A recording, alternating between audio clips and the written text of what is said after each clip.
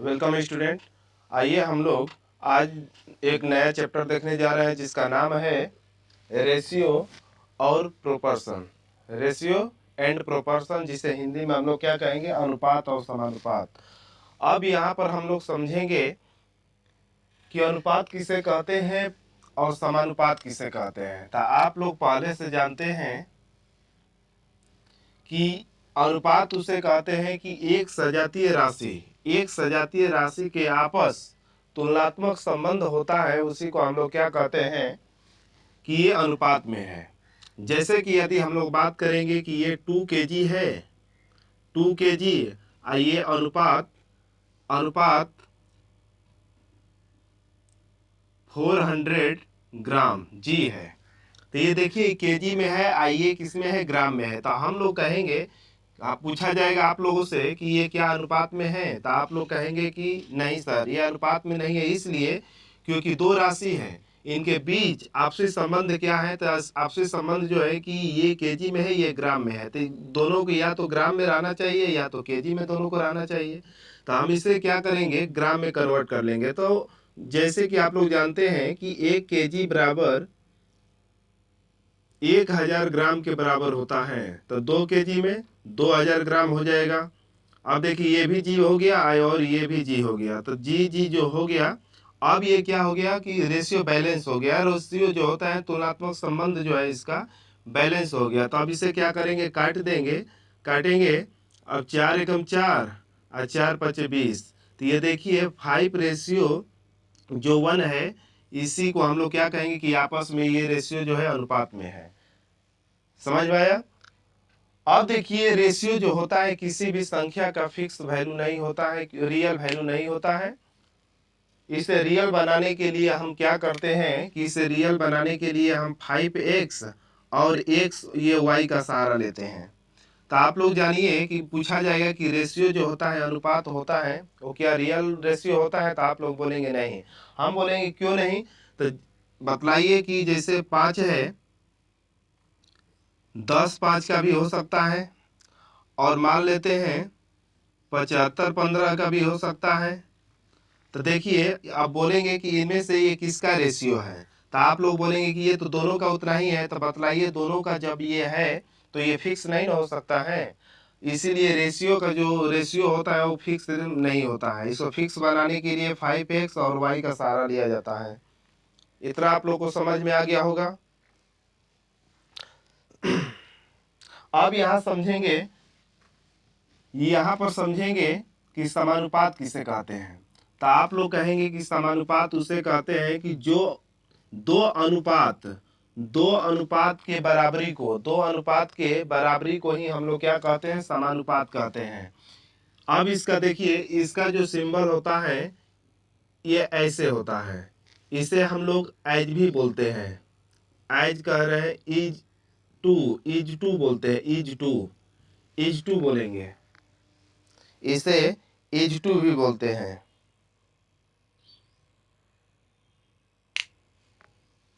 इसे as to भी बोलते हैं। इसे एज टू भी बोलेंगे। और यहाँ पर जो है इसे हम लोग एज भी बोलते हैं, इसे एज, ये सिंबल होता है। तो अब ये बात करेंगे ए अनुपात बी, ये समानुपात है, ये सी अनुपात डी।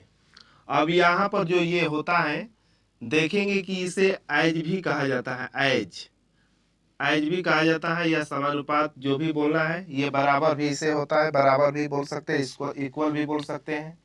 अब देखिए इसका जो संबंध होता है, इसे इनर, ये इनर बीच वाला देखिए नजदीक नजदीक जो होता है, ये आपस में मल्टीप्लाई होता है। तो इनर का प्रोडक्ट बोल सकते हैं, इनर का प्रोडक्ट, इनर का प्रोडक्ट,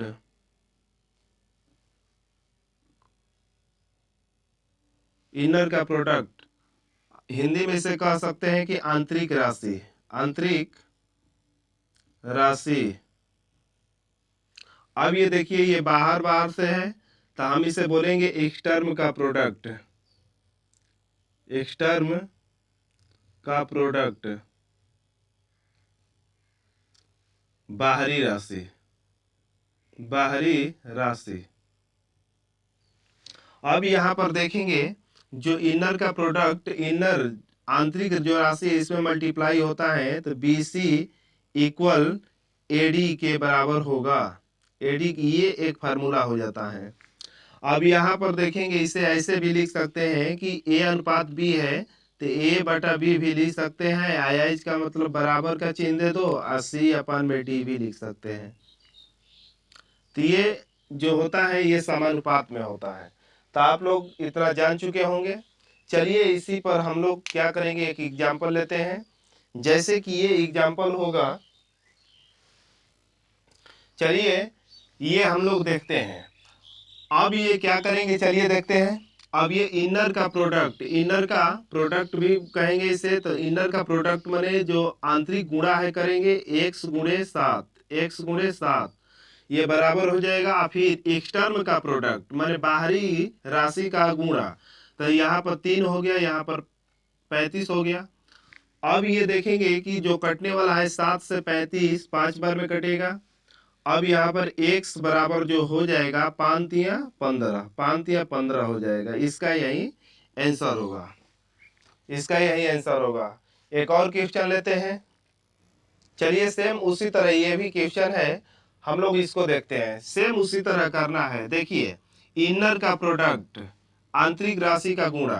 तो अब यहाँ पर गुणा करेंगे तो देखिए √6, ये ब्रैकेट में 1 प्लस √3 है।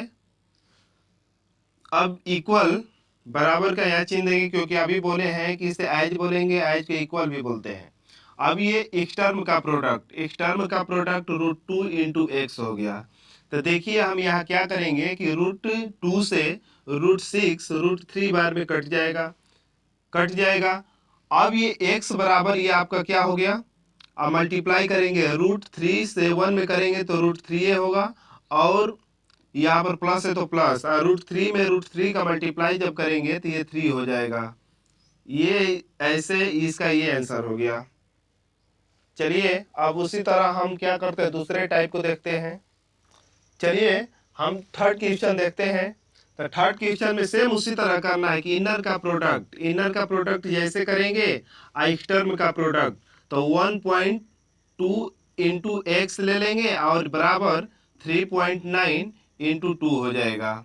अब यहाँ पर x हुआ, x बराबर ये देखिए जैसे x करेंगे तो 3.9 इंटू 2, ये अपान में 1.2 चला जाएगा, 1.2। अब देखिए यहाँ पर 1 डिजिट पर प्लेस डेसिमल वैल्यू है, यहाँ पर भी, तो इसका मान क्या हो जाता है, खत्म हो जाता है, खत्म हो जाता है। या तो आप लोग ऐसे भी कर सकते हैं, यदि 3.9 है तो यहाँ पर देखिए ये पॉइंट का स्थान पर हम 1 लिख देंगे, एक स्थान पर है तो 1 0। अब यहाँ पर सेम उसी तरह नीचे में देखिए ये पॉइंट है तो ऊपर में 1 और एक स्थान पर है तो 1 0। अब देखिए ये वाला कट गया, तो कट गया। तो इसी तरह चलिए देखते हैं, अब ये तो खत्म हो जाएगा।